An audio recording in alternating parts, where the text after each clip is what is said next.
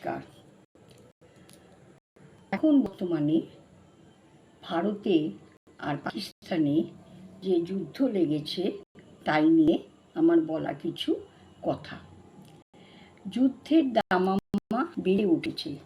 বিশাল পরাক্রমে ভারত সেনা একের পর এক মারাত্মক আক্রমণ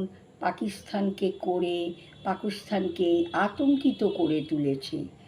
যুদ্ধ মানেই তো ধ্বংস, যুদ্ধ মানেই তো মৃত্যু। এই চরম বাস্তব সত্য জানা সত্ত্বেও পাকিস্তান ভারতকে খেপিয়ে তুলেছে। এখন ভারত বলছে, যাবে কোথায় বাছা পাকিস্তান, এখন ঠেলা সামলাও। নমস্কার। আমার বলা কথা যদি ভালো লাগে তাহলে প্লিজ আমার পেজটিকে লাইক, কমেন্ট, সাবস্ক্রাইব করে দিও।